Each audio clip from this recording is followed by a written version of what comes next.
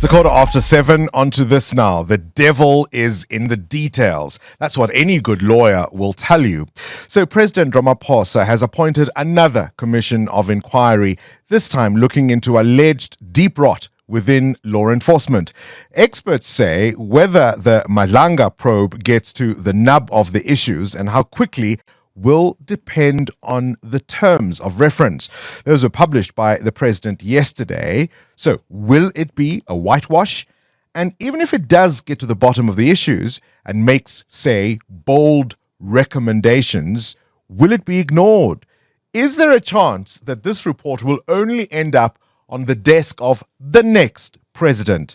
Is there capacity to do what needs doing? Someone who knows all about the workings of this type of process is Advocate Paul Pretorius, Senior Counsel, who was, of course, as you will remember, the chief evidence leader in the Zondo Commission, more formally, the Commission of Inquiry looking into state capture. He's agreed to talk to us this morning. A pleasure to have you on the show once again. Thank you for your time. Thank you, Bongani. Pleasure to be here. The Commission of Inquiry into state capture lasted for about 4 years. We are told this one may only take 6 months. Is that an assurance anyone can really actually give? Well, let's go to the terms of reference, as you have suggested. The terms of reference refer to 9 subparagraphs of state institutions: the police service, Metropolitan Police in 3 areas in Gauteng. Why only Gauteng?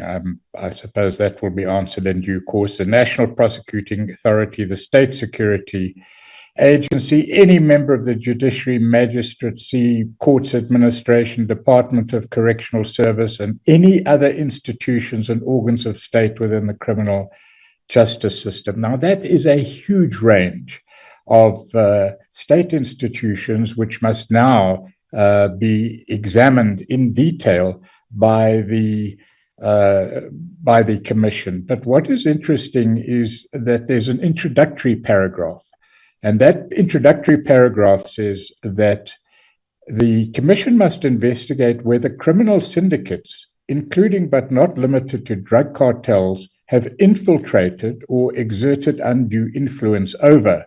Now, that's a limiting gateway.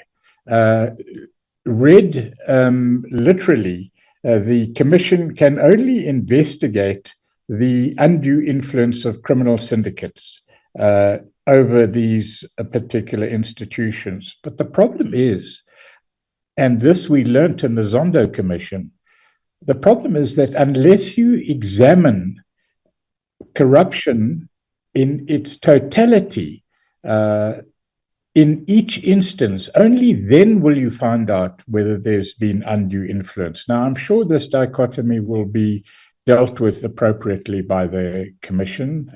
They are very experienced and clever and wise persons dealing with it.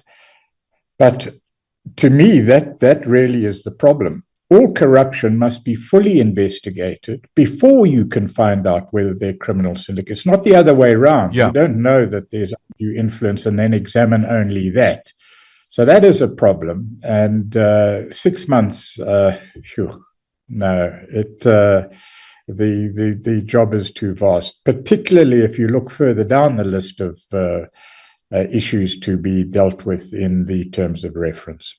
But on the other hand, if we take it to where you've just mentioned, I mean, I remember Advocate Thuli Madonsela, the former public protector, being critical of the work of the Zondo Commission, saying that its scope was too broad and that when she'd made that remedial action in her report initially, she had wanted a quick investigation and a quick process. And of course, that's not what we saw.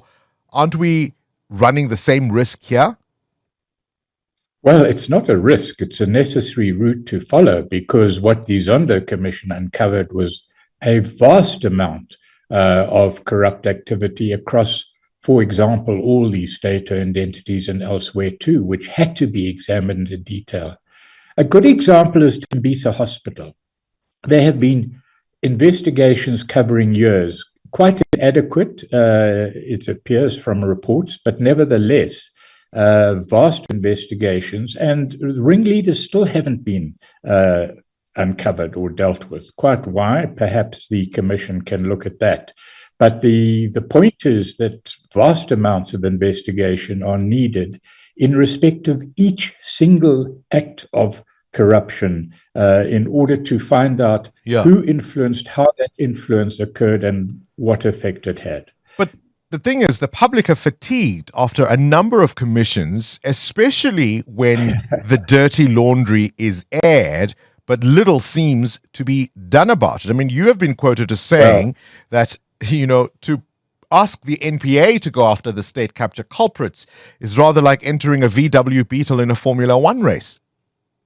Well, correct.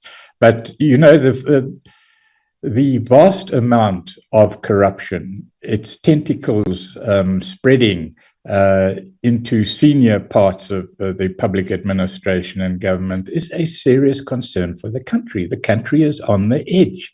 And if you're tired of finding that out, well, you know, perhaps you don't belong in South Africa. This work must be done.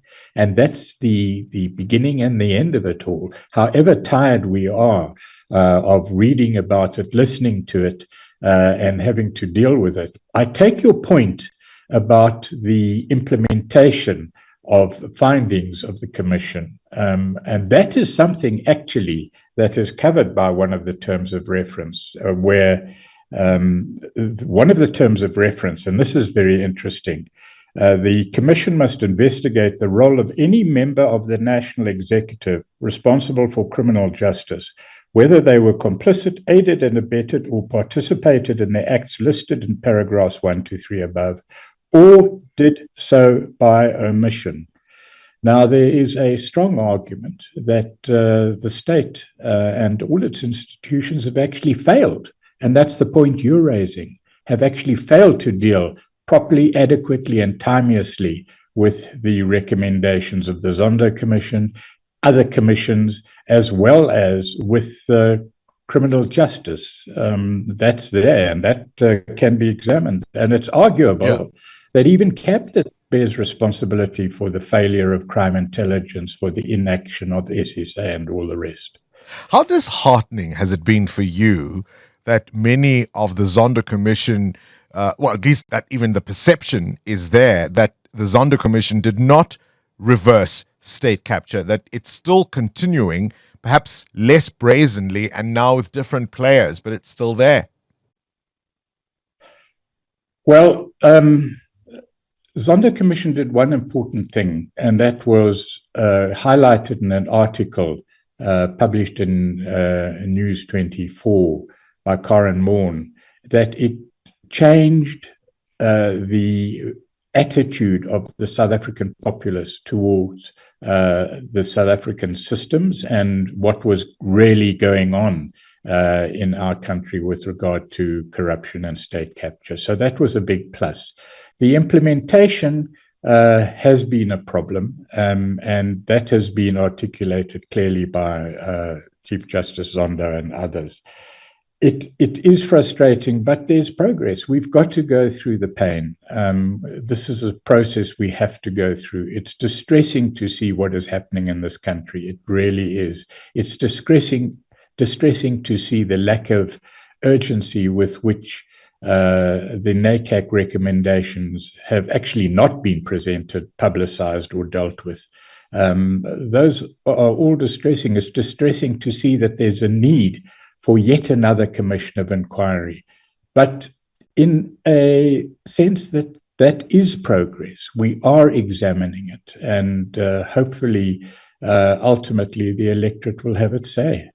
So given the nature of some of the institutions or entities under scrutiny, some of the sessions will be held behind closed doors. Do you think the public will have to live with that? Yes. I presume that matters related to State Security Agency, whistleblowers, and others will receive protection as is provided for in the terms of reference. The terms of reference, interestingly, do provide for expedited referrals to prosecution and prosecutions. Whether this will be achieved, let's see. It's going to be chaired by one of the finest legal minds and jurists in the land. What style do you anticipate from Justice Madlanga? He strikes me as somebody who brooks no nonsense. Well, that's exactly what's required, and the team that will back him up on the investigative and evidence leading side, I'm sure, will be highly qualified and will, as was stated by Zondo, follow where the evidence leads. I have little doubt of that. It's the original point that you raised. The volume is just too challenging, I think, for any contemplation of completion of a report within 6 months. Yeah, no, there is a belief. As for style, I'm sure it will be. Well, let me just take a step back. What is critical here is the quality and capacity of the investigation team. They have an enormous amount of work to do. There is a belief that this report will only land on the desk of the next president. I've worked in television, as you well know, and one of the things that happens is somebody will put an earpiece as you're about to go on air. And I'm going to ask you this as our parting shot. If you were adjusting the earpiece of Justice Madlanga, what would you whisper? I would just give him every encouragement that I could. There's no advice that I could give. In a more serious way, lessons learned from your experience at the last big commission. What mistake must this one not repeat? I would. Well, I'm not sure that the Zondo Commission made that mistake, but clearly this is a highly sensitive investigation. And the danger is that there is going to be not only a lack of cooperation, but deliberate obstruction. And that really, I think, is the biggest challenge facing the Commission. They do have a big just job. One point, Bongani, is that this report must be given to Parliament and the Chief Justice on its conclusion, as well as, of course, to the President. We'll leave it there. They've got quite a job on their hands. Appreciate your time. Advocate Paul Pretorius, Senior Counsel at the Johannesburg Bar. He was also, of course, the Chief Evidence Leader at the Zondo Commission. Current events, developing stories, tough questions, your voice making a difference. This is Breakfast with Bongani Bingwa.